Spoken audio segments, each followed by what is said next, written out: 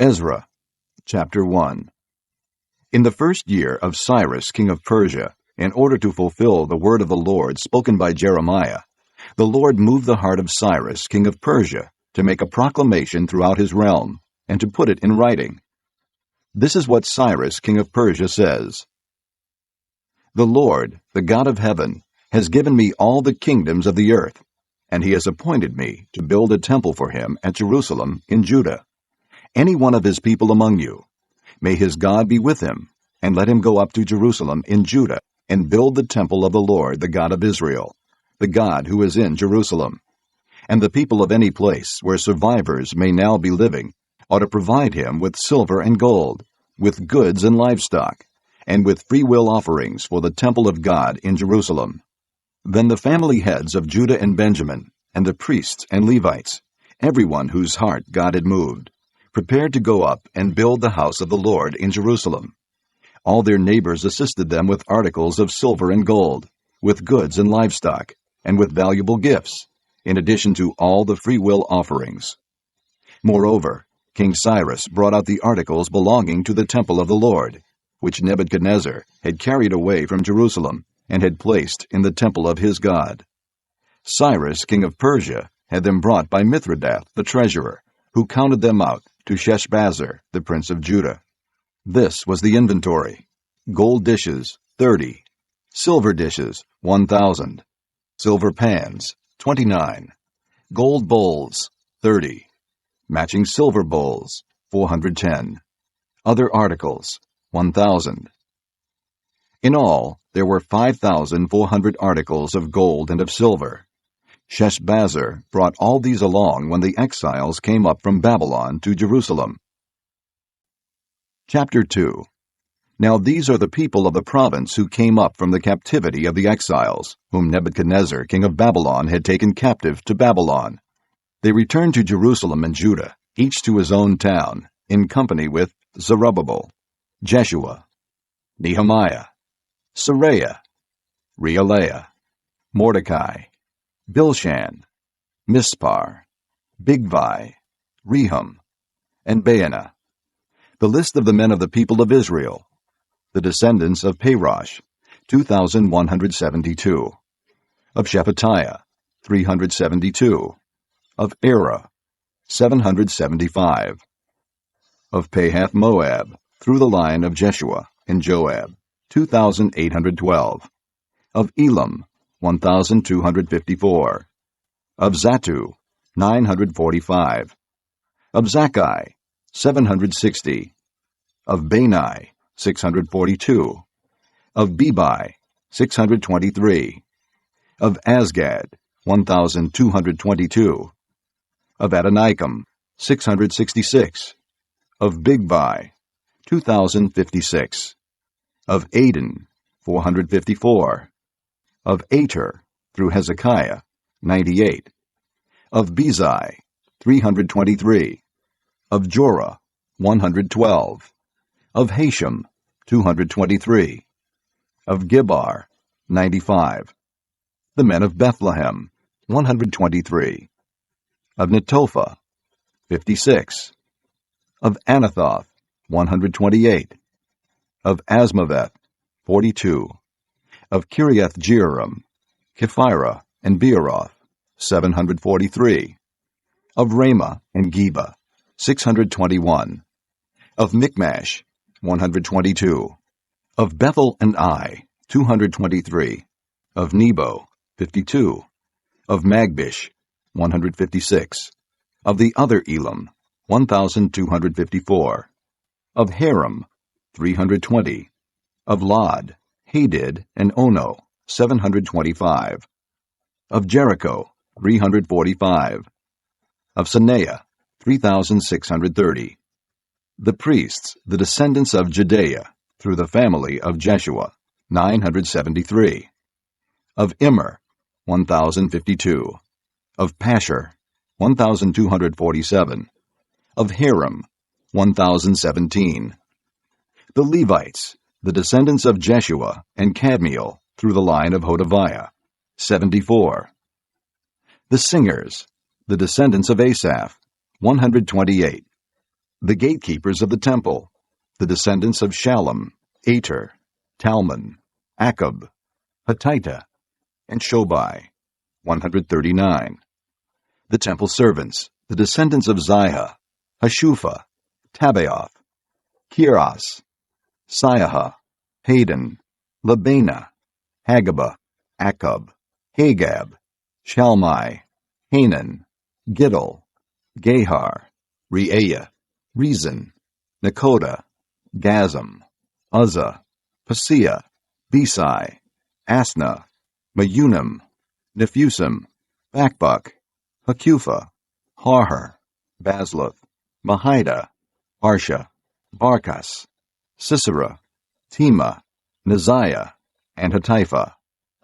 The descendants of the servants of Solomon, the descendants of Sotai, Hassapharith, Peruda, Jaala, Darkon, Giddel, Shephatiah, Haddel, Pokereth-Hazzebaim, and Amai.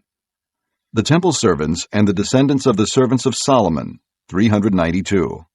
The following came up from the towns of Tel-Melah, Tel-Harsha, Kirub, Adon, and Immer, but they could not show that their families were descended from Israel. The descendants of Delaiah, Tobiah, and Nekoda, 652. And from among the priests, the descendants of Hobaiah, Hakaz, and Barzillai, a man who had married a daughter of Barzillai the Gileadite, and was called by that name. These searched for their family records, but they could not find them, and so were excluded from the priesthood as unclean. The governor ordered them not to eat any of the most sacred food until there was a priest ministering with the Urim and Thummim. The whole company numbered 42,360, besides their 7,337 men servants and maidservants, and they also had 200 men and women singers. They had 736 horses, 245 mules, 435 camels, and 6,720 donkeys. When they arrived at the house of the Lord in Jerusalem, some of the heads of the families gave free will offerings toward the rebuilding of the house of God on its site. According to their ability, they gave to the treasury for this work 61,000 drachmas of gold, 5,000 minas of silver, and 100 priestly garments.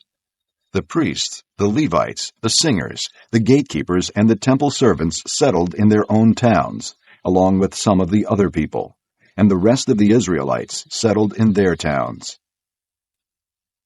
This concludes Disc 26. Chapter 3. When the 7th month came, and the Israelites had settled in their towns, people assembled as one man in Jerusalem. Then Jeshua, son of Jozadak, and his fellow priest, and Zerubbabel, son of Shealtiel, and his associates, began to build the altar of the God of Israel, to sacrifice burnt offerings on it, in accordance with what is written in the law of Moses, the man of God. Despite their fear of the peoples around them, they built the altar on its foundation, and sacrificed burnt offerings on it to the Lord, both the morning and evening sacrifices. Then, in accordance with what is written, they celebrated the Feast of Tabernacles with the required number of burnt offerings prescribed for each day. After that, they presented the regular burnt offerings, the new moon sacrifices, and the sacrifices for all the appointed sacred feasts of the Lord, as well as those brought as free will offerings to the Lord. On the first day of the 7th month, they began to offer burnt offerings to the Lord, though the foundation of the Lord's temple had not yet been laid. Then they gave money to the masons and carpenters, and gave food and drink and oil to the people of Sidon and Tyre, so that they would bring cedar logs by sea from Lebanon to Joppa, as authorized by Cyrus, king of Persia. In the 2nd month of the 2nd year after their arrival at the house of God in Jerusalem, Zerubbabel, son of Shealtiel, Jeshua, son of Jozadak, and the rest of their brothers, the priests and the Levites, and all who had returned from the captivity to Jerusalem, began the work, appointing Levites 20 years of age and older to supervise the building of the house of the Lord. Jeshua and his sons and brothers, and Kadmiel and his sons, descendants of Hodaviah, and the sons of Henadad, and their sons and brothers, all Levites, joined together in supervising those working on the house of God. When the builders laid the foundation of the temple of the Lord, the priests in their vestments and with trumpets and the Levites, the sons of Asaph, with cymbals took their places to praise the Lord, as prescribed by David king of Israel.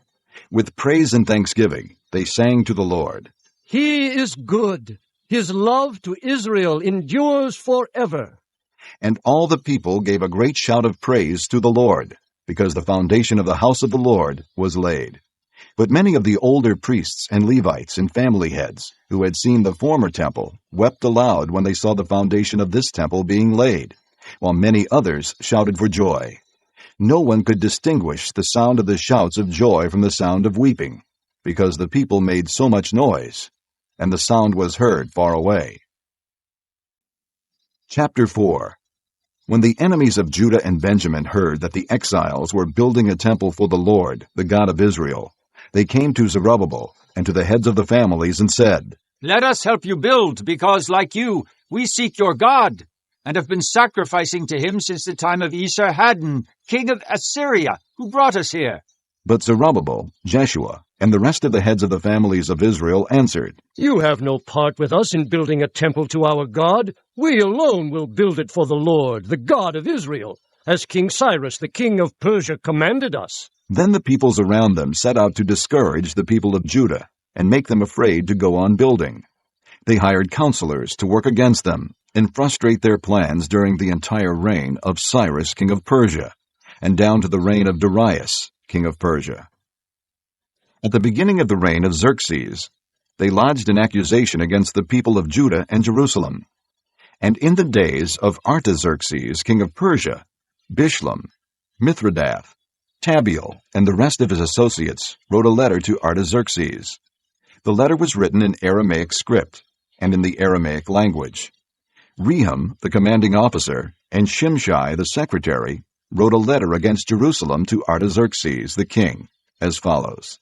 Rehum, the commanding officer, and Shimshai, the secretary, together with the rest of their associates, the judges and officials, over the men from Tripolis, Persia, Erech, and Babylon, the Elamites of Susa, and the other people whom the great and honorable Ashurbanipal deported and settled in the city of Samaria and elsewhere in Trans-Euphrates. This is a copy of the letter they sent him. To King Artaxerxes, from your servants, the men of Trans-Euphrates. The king should know that the Jews who came up to us from you have gone to Jerusalem and are rebuilding that rebellious and wicked city. They are restoring the walls and repairing the foundations. Furthermore, the king should know that if this city is built and its walls are restored, no more taxes, tribute, or duty will be paid, and the royal revenues will suffer. Now, since we are under obligation to the palace and it is not proper for us to see the king dishonored, we are sending this message to inform the king, so that a search may be made in the archives of your predecessors. In these records you will find that this city is a rebellious city, troublesome to kings and provinces, a place of rebellion from ancient times. That is why this city was destroyed. We inform the king that if this city is built and its walls are restored, you will be left with nothing in Trans-Euphrates. The king sent this reply. To Rehum, the commanding officer, Shimshai, the secretary, and the rest of their associates living in Samaria and elsewhere in Trans-Euphrates. Greetings. The letter you sent us has been read and translated in my presence. I issued an order and a search was made, and it was found that this city has a long history of revolt against kings and has been a place of rebellion and sedition. Jerusalem has had powerful kings ruling over the whole of Trans-Euphrates, and taxes, tribute, and duty were paid to them. Now issue an order to these men to stop work, so that this city will not be rebuilt until I so order. Be careful not to neglect this matter. Why let this threat grow to the detriment of the royal interest? As soon as the copy of the letter of King Artaxerxes was read to Rehum and Shimshai the secretary and their associates, they went immediately to the Jews in Jerusalem and compelled them by force to stop. Thus the work on the house of God in Jerusalem came to a standstill until the 2nd year of the reign of Darius, king of Persia. Chapter 5. Now Haggai the prophet and Zechariah the prophet, a descendant of Iddo, prophesied to the Jews in Judah and Jerusalem in the name of God of Israel, who was over them. Then Zerubbabel, son of Shealtiel, and Jeshua, son of Jozadak, set to work to rebuild the house of God in Jerusalem. And the prophets of God were with them, helping them. At that time, Tattenai, governor of Trans-Euphrates, and Shethar-Bozenai and their associates went to them and asked, "Who authorized you to rebuild this temple and restore this structure?" They also asked, "What are the names of the men constructing this building?" But the eye of their God was watching over the elders of the Jews, and they were not stopped until a report could go to Darius and his written reply be received. This is a copy of the letter that Tattenai, governor of Trans-Euphrates, and Shethar-Bozenai and their associates, the officials of Trans-Euphrates, sent to King Darius. The report they sent him read as follows. To King Darius, cordial greetings. The king should know that we went to the district of Judah, to the temple of the great God. The people are building it with large stones and placing the timbers in the walls. The work is being carried on with diligence and is making rapid progress under their direction. We questioned the elders and asked them, "Who authorized you to rebuild this temple and restore this structure?" We also asked them their names, so that we could write down the names of their leaders for your information. This is the answer they gave us.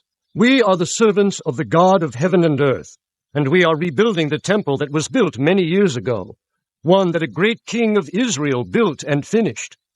But because our fathers angered the God of heaven, he handed them over to Nebuchadnezzar the Chaldean, king of Babylon, who destroyed this temple and deported the people to Babylon. However, in the first year of Cyrus, king of Babylon, King Cyrus issued a decree to rebuild this house of God. He even removed from the temple of Babylon the gold and silver articles of the house of God, which Nebuchadnezzar had taken from the temple in Jerusalem and brought to the temple in Babylon. Then King Cyrus gave them to a man named Sheshbazzar, whom he had appointed governor. And he told him, "Take these articles and go and deposit them in the temple in Jerusalem, and rebuild the house of God on its site." So this Sheshbazzar came and laid the foundations of the house of God in Jerusalem. From that day to the present it has been under construction, but is not yet finished.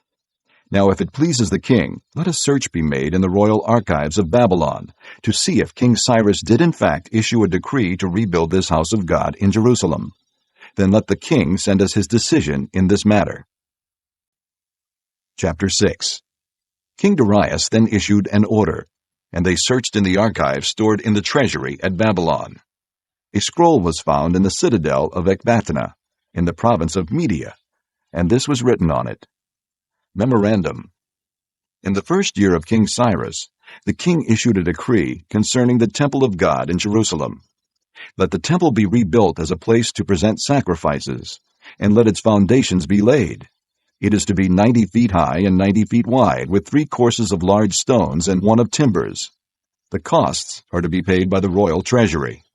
Also, the gold and silver articles of the house of God, which Nebuchadnezzar took from the temple in Jerusalem and brought to Babylon, are to be returned to their places in the temple in Jerusalem.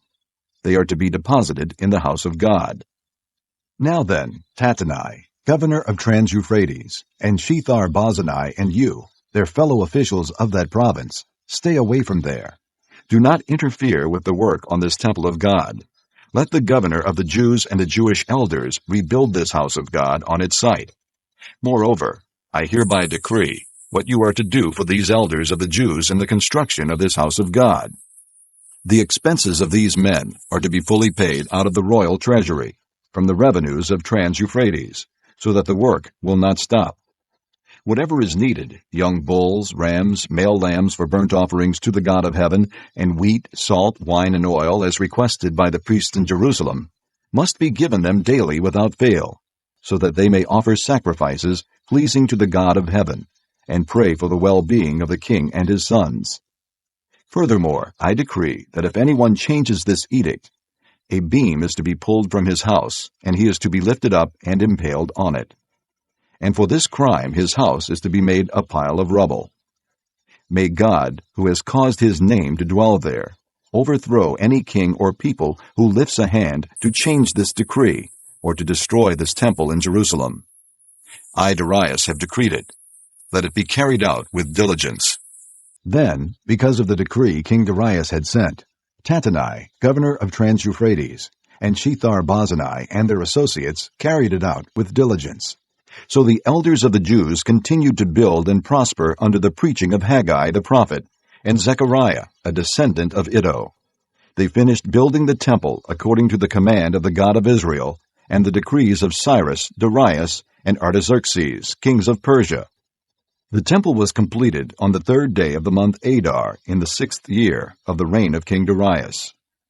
Then the people of Israel, the priests, the Levites, and the rest of the exiles celebrated the dedication of the house of God with joy.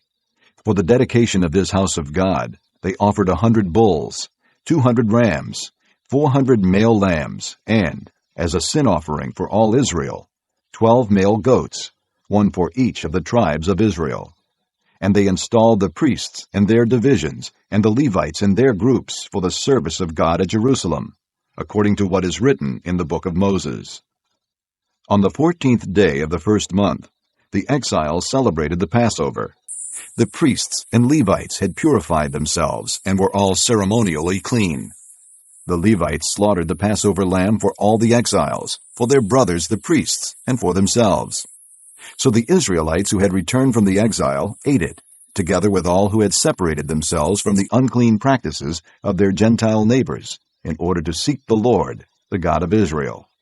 For 7 days they celebrated with joy the feast of unleavened bread, because the Lord had filled them with joy by changing the attitude of the king of Assyria, so that he assisted them in the work on the house of God, the God of Israel.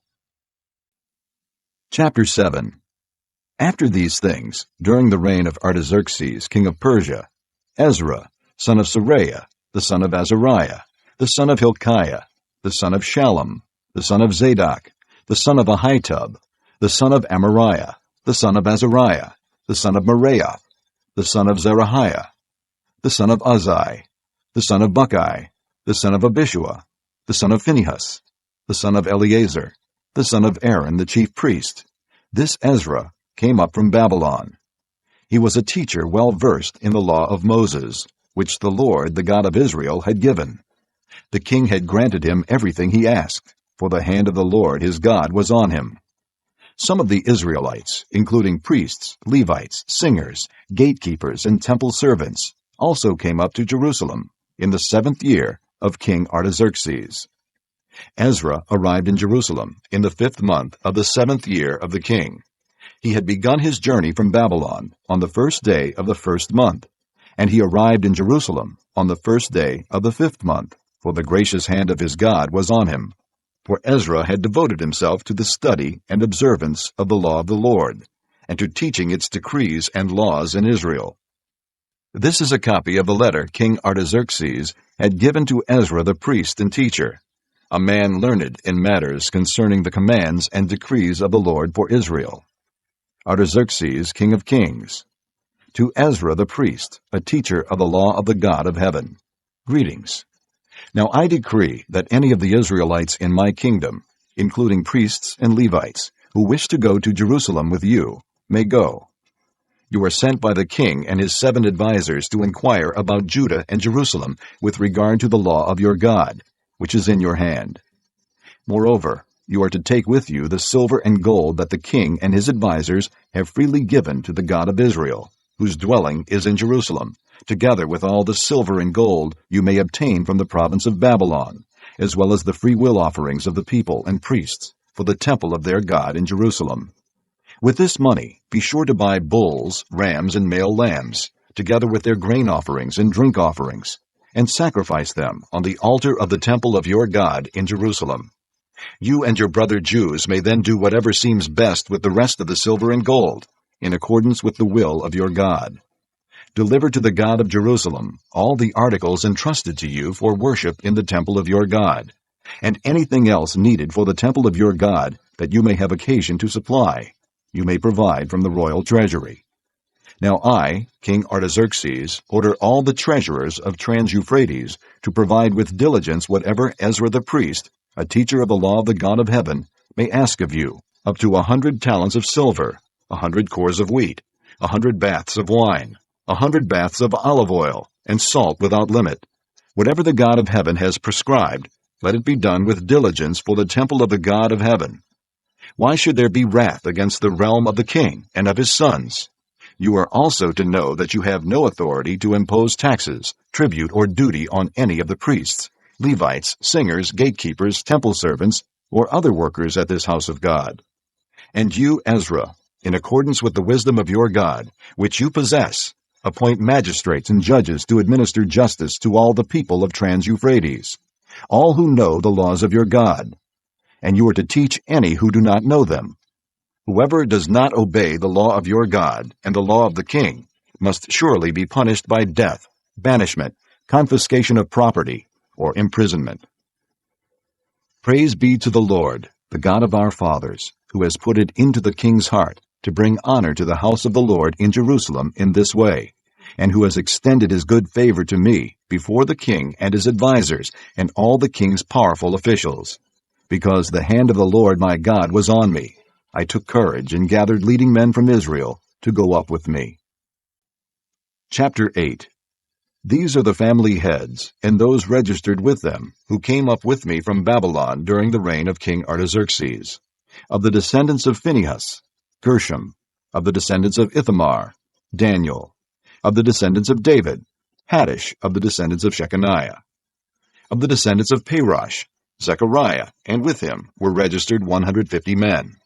Of the descendants of Pahath-Moab, Eliahoenai, son of Zerahiah, and with him 200 men. Of the descendants of Zattu, Shechaniah, son of Jehaziel, and with him 300 men. Of the descendants of Adin, Ebed, son of Jonathan, and with him 50 men. Of the descendants of Elam, Jeshaiah, son of Athaliah, and with him 70 men. Of the descendants of Shephatiah, Zebediah, son of Michael, and with him 80 men. Of the descendants of Joab, Obadiah, son of Jehiel, and with him 218 men. Of the descendants of Bani, Shelomith, son of Josaphiah, and with him 160 men. Of the descendants of Bebai, Zechariah, son of Bebai, and with him 28 men. Of the descendants of Azgad, Johanan, son of Hakatan, and with him 110 men. Of the descendants of Adonikam, the last ones whose names were Eliphalet, Jeuel, and Shemaiah, and with them 60 men. Of the descendants of Bigvai, Uthai, and Zachar, and with them 70 men. I assembled them at the canal that flows toward Ahava, and we camped there 3 days. When I checked among the people and the priests, I found no Levites there. So I summoned Eleazar, Ariel, Shemaiah, Elnathan, Jerib, Elnathan, Nathan, Zechariah, and Meshullam, who were leaders, and Joiarib and Elnathan, who were men of learning. And I sent them to Iddo, the leader in Casiphia. I told them what to say to Iddo and his kinsmen, the temple servants in Casiphia, so that they might bring attendance to us for the house of our God. Because the gracious hand of our God was on us, they brought us Sherebiah, a capable man from the descendants of Malai, son of Levi, the son of Israel, and Sherebiah's sons and brothers, 18 men. And Hashabiah, together with Jeshaiah, from the descendants of Merari, and his brothers and nephews, 20 men. They also brought 220 of the temple servants, a body that David and the officials had established to assist the Levites. All were registered by name. There, by the Ahava Canal, I proclaimed a fast, so that we might humble ourselves before our God, and ask him for a safe journey for us and our children, with all our possessions. I was ashamed to ask the king for soldiers and horsemen to protect us from enemies on the road, because we had told the king, "The gracious hand of our God is on everyone who looks to him, but his great anger is against all who forsake him." So we fasted and petitioned our God about this, and he answered our prayer. Then I set apart 12 of the leading priests, together with Sherebiah, Hashabiah, and 10 of their brothers, and I weighed out to them the offering of silver and gold and the articles that the king, his advisers, his officials, and all Israel present there had donated for the house of our God. I weighed out to them 650 talents of silver, silver articles weighing 100 talents, 100 talents of gold, 20 bowls of gold valued at 1,000 derricks, and 2 fine articles of polished bronze, as precious as gold. I said to them, You, as well as these articles, are consecrated to the Lord. The silver and gold are a free-will offering to the Lord, the God of your fathers. Guard them carefully until you weigh them out in the chambers of the house of the Lord in Jerusalem, before the leading priests and the Levites and the family heads of Israel. Then the priests and Levites received the silver and gold and sacred articles that had been weighed out to be taken to the house of our God in Jerusalem. On the 12th day of the first month, we set out from the Ahava Canal to go to Jerusalem. The hand of our God was on us, and he protected us from enemies and bandits along the way. So we arrived in Jerusalem, where we rested 3 days. On the 4th day, in the house of our God, we weighed out the silver and gold and the sacred articles into the hands of Meremoth, son of Uriah the priest. Eleazar, son of Phinehas, was with him, and so were the Levites, Jozabad, son of Jeshua, and Noadiah, son of Binnui. Everything was accounted for by number and weight, and the entire weight was recorded at that time. Then the exiles who had returned from captivity sacrificed burnt offerings to the God of Israel, 12 bulls for all Israel, 96 rams, 77 male lambs, and as a sin offering, 12 male goats. All this was a burnt offering to the Lord. They also delivered the king's orders to the royal satraps and to the governors of Trans-Euphrates, who then gave assistance to the people and to the house of God. Chapter 9. After these things had been done, the leaders came to me and said, The people of Israel, including the priests and the Levites, have not kept themselves separate from the neighboring peoples with their detestable practices, like those of the Canaanites, Hittites, Perizzites, Jebusites, Ammonites, Moabites, Egyptians, and Amorites. They have taken some of their daughters as wives for themselves and their sons, and have mingled the holy race with the peoples around them, and the leaders and the officials have led the way in this unfaithfulness. When I heard this, I tore my tunic and cloak, pulled hair from my head and beard, and sat down appalled. Then everyone who trembled at the words of the God of Israel gathered around me because of this unfaithfulness of the exiles, and I sat there appalled until the evening sacrifice. Then, at the evening sacrifice, I rose from my self-abasement, with my tunic and cloak torn, and fell on my knees with my hands spread out to the Lord my God, and prayed, O my God, I am too ashamed and disgraced to lift up my face to you, my God, because our sins are higher than our heads, and our guilt has reached to the heavens. From the days of our forefathers until now, our guilt has been great. Because of our sins, we and our kings and our priests have been subjected to the sword and captivity, to pillage and humiliation at the hand of foreign kings, as it is today. But now, for a brief moment, the Lord our God has been gracious in leaving us a remnant and giving us a firm place in his sanctuary, and so our God gives light to our eyes and a little relief in our bondage. Though we are slaves, our God has not deserted us in our bondage. He has shown us kindness in the sight of the kings of Persia. He has granted us new life to rebuild the house of our God and repair its ruins, and he has given us a wall of protection in Judah and Jerusalem. But now, O our God, what can we say after this? For we have disregarded the commands you gave through your servants the prophets when you said, The land you are entering to possess is a land polluted by the corruption of its peoples. By their detestable practices, they have filled it with their impurity from one end to the other. Therefore, do not give your daughters in marriage to their sons, or take their daughters for your sons. Do not seek a treaty of friendship with them at any time, that you may be strong and eat the good things of the land, and leave it to your children as an everlasting inheritance. What has happened to us is a result of our evil deeds and our great guilt. And yet, our God, you have punished us less than our sins have deserved, and have given us a remnant like this. Shall we again break your commands and intermarry with the peoples who commit such detestable practices? Would you not be angry enough with us to destroy us, leaving us no remnant or survivor? O Lord, God of Israel, you are righteous. We are left this day as a remnant. Here we are before you in our guilt, though because of it, not one of us can stand in your presence. Chapter 10. While Ezra was praying and confessing, weeping and throwing himself down before the house of God. A large crowd of Israelites, men, women, and children, gathered around him. They too wept bitterly.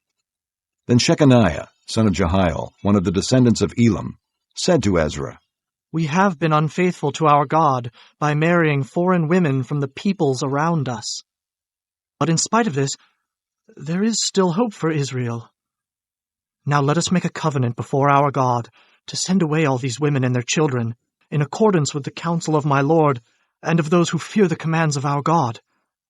Let it be done according to the law. Rise up. This matter is in your hands. We will support you, so take courage and do it." So Ezra rose up and put the leading priests and Levites and all Israel under oath to do what had been suggested. And they took the oath. Then Ezra withdrew from before the house of God and went to the room of Jehohanan, son of Eliashib. While he was there, he ate no food and drank no water, because he continued to mourn over the unfaithfulness of the exiles. A proclamation was then issued throughout Judah and Jerusalem for all the exiles to assemble in Jerusalem. Anyone who failed to appear within 3 days would forfeit all his property, in accordance with the decision of the officials and elders, and would himself be expelled from the assembly of the exiles.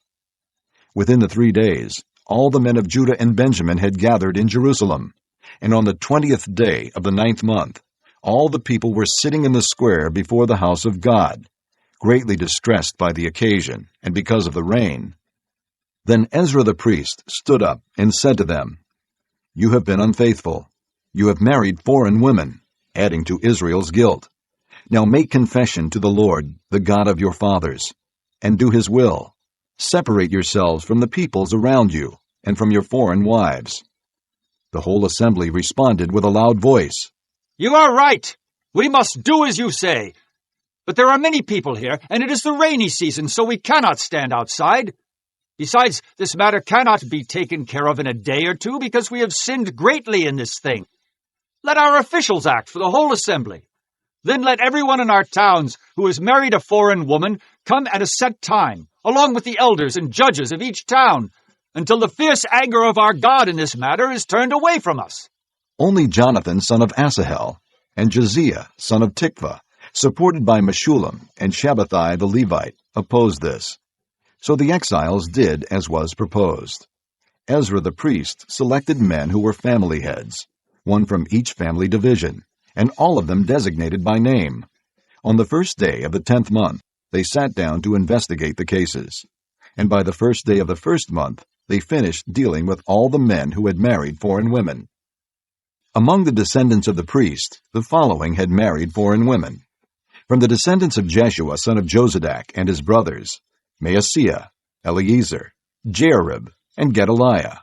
They all gave their hands in pledge to put away their wives, and for their guilt they each presented a ram from the flock as a guilt offering. From the descendants of Immer, Hanani and Zebediah. From the descendants of Haram, Maaseiah, Elijah, Shemaiah, Jehiel, and Uzziah.